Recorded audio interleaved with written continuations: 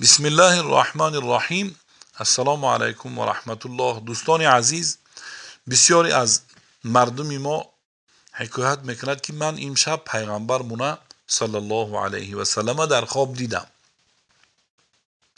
لیکن نمیدونه که پیغمبر ما چگونه بود. بر اون خاطر من یک چند صفت زیباگی این رسول اکرم صلی الله علیه و سلم میکنم. گوش کنید، یک درس خوب میشود. در روایت از حضرت علی و از حضرت ابو هریره و از حضرت انس رضی الله عنهم اجمعین از اینها روایت است که رسول اکرم صلی الله علیه و سلم میان قد بودند، یعنی نه قد بلندی دراز داشتن نه پس بود، بلکه یک قد رسای میانه زیبا داشت. بدنش هم اونقدر بدنی فربه نبود، بلکه یک خراب هم نبودن، بلکه بدنی میانه زیبا داشت.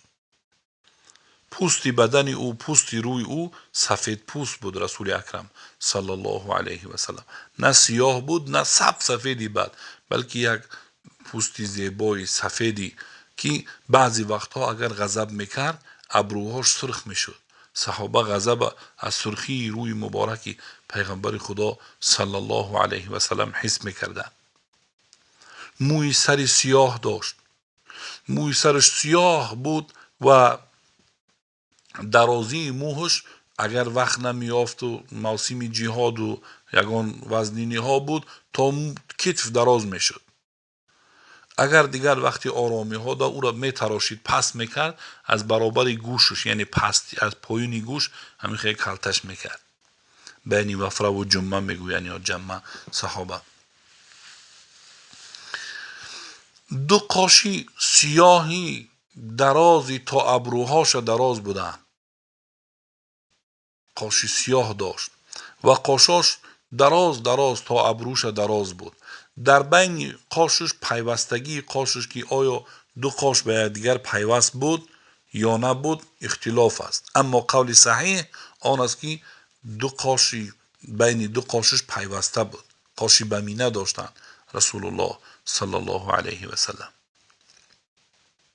فقط به خاطر آنکه در پیشانی رسول اکرم یا در روی او نور زیادتر بود می‌درخشید نوری نبوت. صحابه بعضی ها حس نکردند که بین قاش مبارک پیوسته هست یا نه، اما پیوسته بود. بی ابی انت و امی یا رسول الله، پدر و مادرم فدای تو باده رسول خدا. در بین دو قاش رسول اکرم صلی الله علیه و سلم یک رگ بود، یک رگ بود که هر وقت غضبش میکرد همون رگم بالا میشد. همون رگ صحابه میفهمید که علاکه رسول الله صلی الله علیه و سلم غضبی شده است، حس میکردن اون چیزا. دو چشم شهلای زیبا داشت. چقدر چشمان مبارک رسول اکرم صلی الله علیه و سلم زیبا بود که یعنی سفیدیش سفید و سیاهیش سیاه. در بین سفیدی ها کم کم یک تاری رشته سرخی هم دیده میشد. مجه های مبارک رسول اکرم صلی الله علیه و سلم مجه های دراز سیاه داشت. مجه های بالاش طرفی بالا تاو خوردگی بدن، مجه های پایینش طرفی پایین خم زده بدن. صحابه او را مکحل میگن، یعنی که سرمزده بود چشمان او مبارک. اصلا این شبها وقتی خوابم یک سه باری سرمه میکرد هر دی چشماشا، لیکن اصلا احتیاجی به سرمه کردن نبودن چشمانی مجه های رسول اکرم صلی الله علیه و سلم. اونا مکحل به کحل الهی بودن، یعنی سرمه زده به سرمه الهی بود. بینی رسول الله صلی الله علیه و سلم بینی میانه زیبای در روی او و دهان کشادی هویدا داشت. وقتی که سخن میکرد چقدر فصاحت و بلاغت آشکار سخن میکرد که هر کسی که در محفل است از اون سخن مفید میشد، یعنی با خبر میشد چقدر آشکار و هویدا سخن میکرد. دندانهای مبارک که رسول الله صلی الله علیه و سلم سفید و تازه بودند و بعضی وقت تبسم میکرد، یعنی اگر از کدام کار او را خوش می آمد تبسم میکرد. پیغمبر ما و شما صلی الله علیه و سلم خیلی خنده به آواز نداشتن. وقتی که اگر از کدام کار خوشش می آمد تبسم میکرد، میخندید.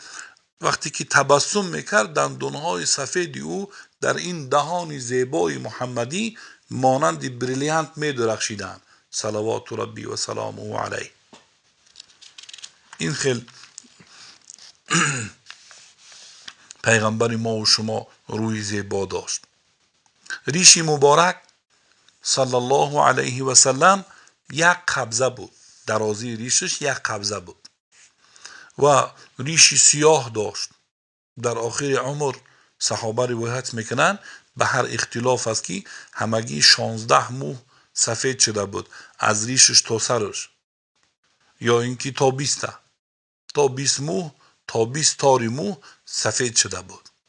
اکثرا سفیدی هایی که در ریشش بود در بالای فکش بود، در راست دهانش، همین کمتر زیادتر همینجا سفید شدگی بود. گردن رسول الله صلی الله علیه و سلم گردنی بلند داشتن پیغمبر ما و شما صلی الله علیه و سلم. صحابه او را مانندی شیشه صفت میکنند، میگه مانندی شیشه تازه و مجلا و سفید بود و بلند بود. حتی در روایت هست که یک مرد اعرابی آمد از گریبان پیغمبر خدا گرفت، همین خیلی کشید جقید، مال پرسید، چیزی پرسید. رسول الله صلی الله علیه و سلم به آرامی او را جواب دادند و گفتند قبول است، ما تو را یاردم میکنیم. وقتی که گریبان پیغمبر خدا را رها کرد، صحابه میگوید من گردنی مبارک دیدم، همین گریبان همین خیلی سرخش کردگی بود. در موسم حج در هر حالت میگویند من صحابه از هر عضو پیغمبر خدا تماشا کردگی هستند از بدن رسول الله صلی الله علیه و سلم.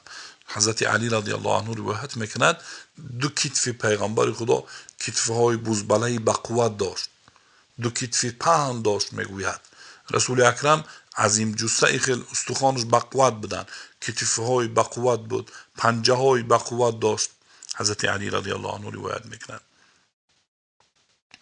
میگوید وقتی که ما میدیدیم همین خیلی دو کتف پهنی زیبا داشت و بدن رسول اکرم صلی الله علیه و سلم دیدم پشم نداشت، موهدار نبود بدن رسول الله، بلکه یک موی باریک از زیر قرتقش همین خیلی به بین شکم به بین دو سینه راست تا بالای نافشه یک موی باریک برآمده بود. از طرف پشت صحابه میگوید پیغمبر خدا را دیدم پشتی سفیدی تازه بود، موه نداشت، بلکه یک مهر نبوت در بین دو کتف رسول الله صلی الله علیه و سلم بود، مانند تخم کفتر بود. صحابه روایت میکند این رأیته من بعید، اگر پیغمبر خدا را از دور میدیدی هیبتش میجقید، میترسیدی، سیاست داشت.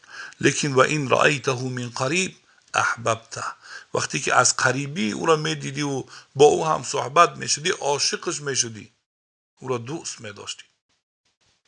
حضرت ابو هریره رضی الله عنه روایت میکند، حدیث ترمذی است، میگوید ما رأیت شیئا احسن من رسول الله صلی الله علیه و سلم کأن الشمس تجری فی وجهه، من زیباتر از پیغمبر خدا دیدگی نیستم، گویا اینکه ماهتاب در روی او میدرخشید. حضرت جابر رضی الله عنه را سوال کردگی هستند آیا روی مبارک پیغمبر خدا مانند سیف بود، یعنی که مثل شمشیر بود؟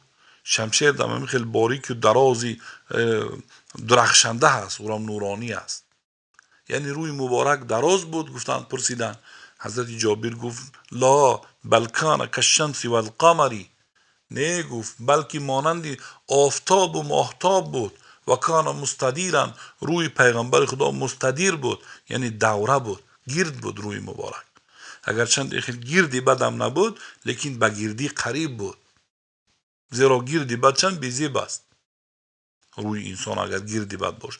پیغمبر خدا صلی الله علیه و سلم روش به گردی مایل بود، چقدر روی زیبای گردی سفیدی زیبا داشت. حضرت حسان یکی از شاعرهایی است که در زمان پیغمبر خدا، در حیات و زندگی پیغمبر خدا در وصف رسول الله شعر میگفتند. در یک شعرش گفتگی هست: و احسن منک لم تر قط عینی و اجمل منک لن تلد النساء. زیباتر، خوبتر از تو ای رسول خدا چشم من دیدگی نیست. زیباتر از تو ای رسول خدا حال مادر زنها تولد کردگی نیستند.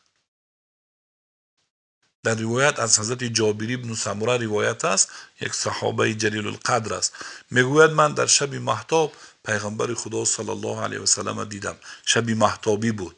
مهتاب هم شب 14 بود، همین قدر روشن بود.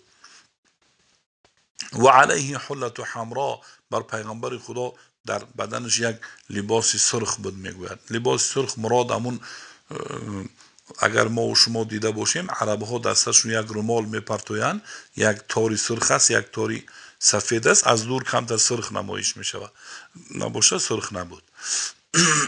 میگوید فجعلت انظر الى القمر الیه و الى القمر، بس من یک بار بر رسول الله نظر میکردم، یک بار بر ماهتاب.